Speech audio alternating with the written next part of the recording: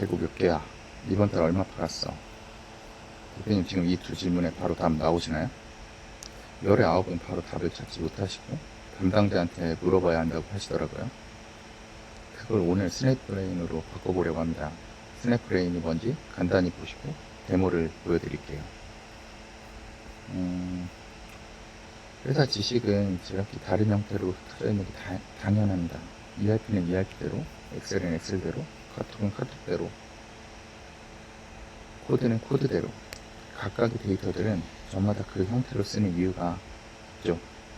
AX를 하거나 회사 업무 프로세스를 개선하려고 할 때 많은 분들이 가장 먼저 외치는 건 새로운 시스템으로 기존 데이터를 다 모으자, 혹은 하나로 통일하자는 말이죠.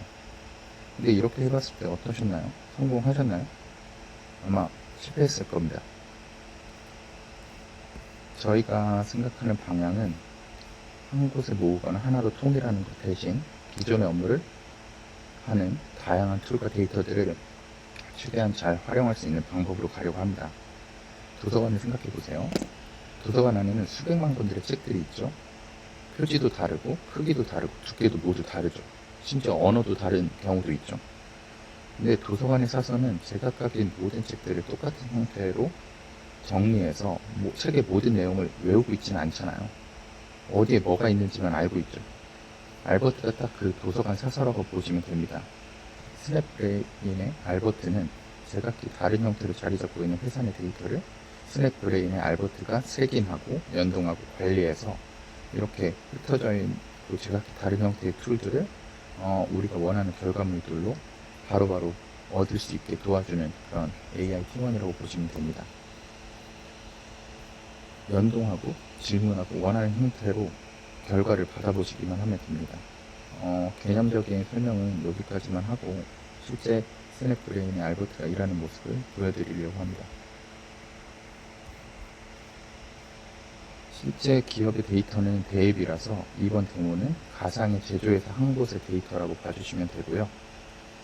ERP, 그리고 담당자가 만들던 엑셀, 거래처, 카카오톡, 메일, 회의록 등등 지금은 아무것도 연동이 안 된 상태예요. 이렇게 보시면.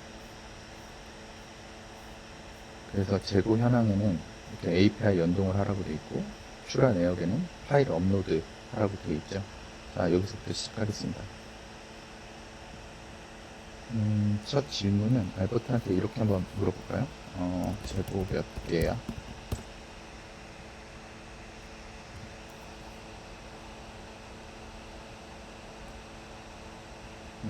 품목별 재고 현황 API를 먼저 연동해 주세요라고 하네요.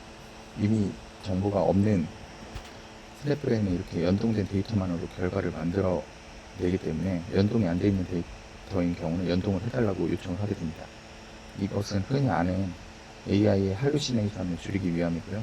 회사 내의 정보 중에 스냅브레인에게 알려준 정보로만 답을 하도록 설계되었습니다. 품목별 재고 현황을 연동해 보면요. 1213종의 품목별 재고 현황을 불러오게 되고 이 정보를 활용해서 우리가 원하는 결과를 얻을 수 있어요. 비고에 이렇게 쭉 내리다 보면 비고에 단종 예정이라는 되어 있는 것들이 있는데 이걸 활용해서 한번 결과를 뽑아볼까요? 단종 예정인 품목을 알려줘. 이렇게 단종 예정 품목이 36종이 있고요. 1213개 중에 이 정보를 바로 1초도 안 돼서 바로 뽑아준 거고요. 이 부분은 AI로 추론을 한 게 아니라 그냥 코드를 활용해서 정확히 이 단종 예정인 값을 찾아서 이렇게 코드로 찾아주도록 설계를 했습니다. 이번에는 안전 재고보다 적은 재고를 갖고 있는 품목을 찾아줘. 이렇게 그러면 이렇게 안전 재고만큼 보유하고 있지 못한 항목들이 512종이나 되고 이 512종을 어떻게 처리할지 더 추가 생산할지 말지를 결정할 수 있는 그 근거 자료로서 활용을 할 수도 있고요. 이번에는 엑셀로 관리되는 정보를 좀 연동을 해볼게요. 이카운트 ERP의 경우에는 API를 다양하게 제공해 주긴 하지만 기본적인 것만 되다 보니까 연동이 안 되는 것들은 엑셀로 업로드를 해서 알버트에게 알려줘야 해요. 파일을 이렇게 업로드를 하면 되고요. 이번 데모에서는 출하 내역서와 거래처 채권 현황을 연동시켜 봤습니다. 이 부분은 실제 기업의 상황에 맞춰서 엑셀 업로드 방식이나 데이터 활용 방안을 함께 고민해서 풀어야 하긴 합니다. 특히 데이터를 연동하는 부분이 핵심인데요. 담당자가 늘 하던 그대로 엑셀을 올리면 되고 없던 일이 새로 생기는 게 아니라 하던 일 그대로 데이터가 되는 거죠. 연동된 엑셀 데이터를 한번 활용해 볼게요. 이번 달 매출 얼마 왔어. 이렇게 하면 전월 대비 6% 떨어졌다고 한 160억 정도 매출했다고 이 정보를 보고 거래처 채권 현황이나 출하 내역서 이 정보를 보고 알려주게 되고요. 이번에는 이 그래프를 매출 월별 매출 추이 표로 만들어줘. 그러면 지금 나왔던 내용을 표로 이렇게 만들어주게도 할 수 있고요. 그리고 대성테크라는 회사가 있는데 한번 대성테크 이번 달 판매 목표 대비 얼마나 채웠어. 이렇게 그러면 목표 대비 실적이 얼마나 되고 달성률이 얼마큼 됐는지도 바로 확인해 볼 수도 있고요. 1년 넘게 안 팔린 재고 얼마나 돼?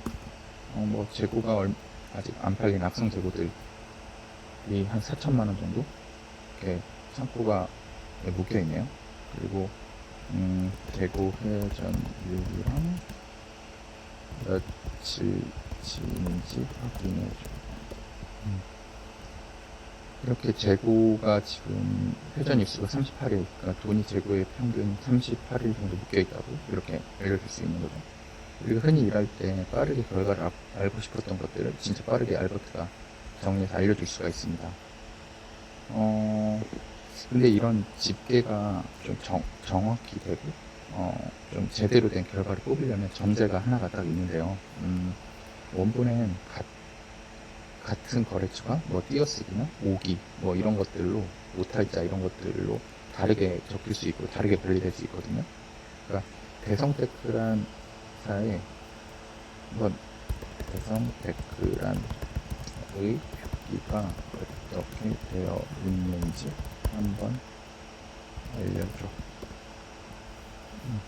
그러면 이제 대성테크라고 되어 있는 표기가 대성테크로도 될 수 있고 주 대성테크 아니면 이렇게 주자가 좀 다르게 들어갈 수도 있고 띄어쓰기가 잘못될 수도 있고 그리고 정확히 일치하는 경우도 있을 수 있고 근데 이 대성이라는 그 회사가 대성이라는 별도의 회사인지 아니면 대성테크랑 같은 회사인지 저희가 모를 수 있잖아요.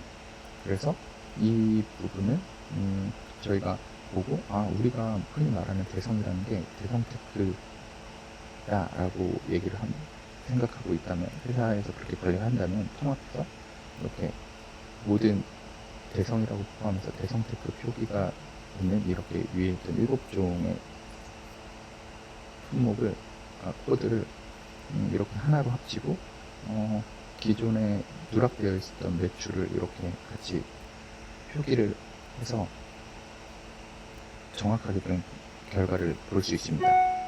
이게 또 품목도 똑같아요. 이렇게 지금 보면 이렇게 품목명 이런 것들도 있는데 우리가 같은 품목이 중복된 게 있어? 이렇게 물어보면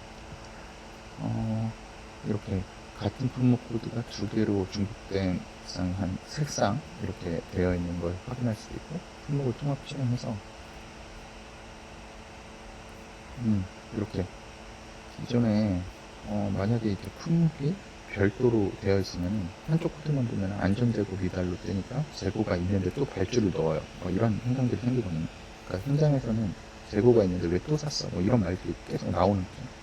근데 저희가 만약에 이렇게 중복 품목을 통합하는 이런 걸 알버트를 통해서 하게 되면은 발주를 안 넣어도 되는 상황에서 그런 상황들을 막을 수 있는 거고요. 쓸데없는 발주를 막을 수 있고, 또 이런 정보를 기준점을 맞추는 거, 이 부분이 가장 공들이는 부분이고 중요한 부분이라고 생각합니다. 이번에는 좀 뭐 그룹웨어나 뭐 사내 메신저들도 있지만 간혹 카카오톡으로 이렇게 업무를 하는 경우들이 있더라고요. 카카오톡은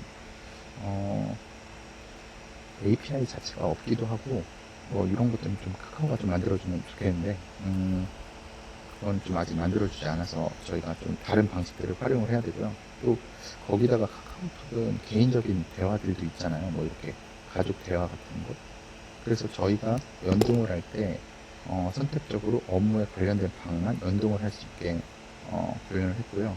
실제 이번 데모에서는 이렇게 4개에 대한 개인적인 가족 대화방이 하나 있고 나머지는 업무 관련된 방인데 이 업무 관련된 방들을 한번 연동을 다 시켜보겠습니다.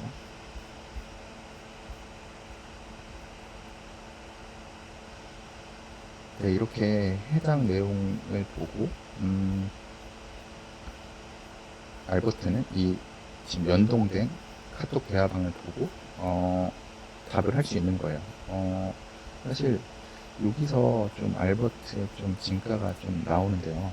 만약에 여기 대성테크의 정민석 차장이 불합격 비신형 발주를 늘려야 된다고 했잖아요.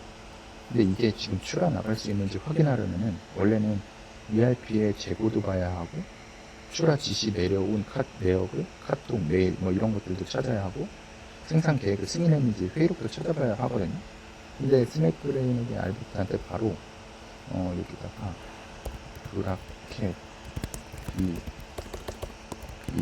비신형 지금 출하 나갈 수 있어? 이렇게 한번 물어보면 회의록도 연동을 하려고 하네요. 회의록도 봐야 되니까 회의록도 연동하고 메일도 연동하고 생산 일부도 연동을 해놓을게요. 그러면 이거를 해서 네, 이렇게 하면 지금 4,000개에 대한 발주가 들어왔는데 실제로는 지금 1,200개만 가능하고요. 나머지 2,800개는 생산에 반영해서 납기를 붙일 수 있도록 제대로 업무를 수행할 수 있게 도와주게 됩니다. 이게 스냅브레인 알버트의 힘인 것 같습니다. 이제 마지막으로 좀 보고서를 좀 뽑아볼까요? 정해진 양식이 아니라 물어본 대로 필요한 지표만 골라 담아주는 형태고요.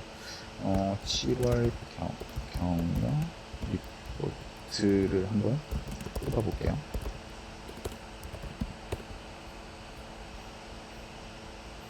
그러면 이렇게 거래처별 매출, 월별 매출 추이, 뭐 미수금, 재고 경고 등 뭐 이런 연동된 데이터들을 활용해서 관련된 지표를 뽑아내고 보고서를 만들어냅니다. 보고서를 봐볼게요. 이렇게 저희가 사전에 만들어 놓은 알버트가 사전에 정의한 스킬, 서브 에이전트들로 보고서의 양식을 기본적으로 갖추고 있고 해당 내용을 실제 우리가 요청한 내용에 따라서 데이터를 채우는 형태로 만들어지고요.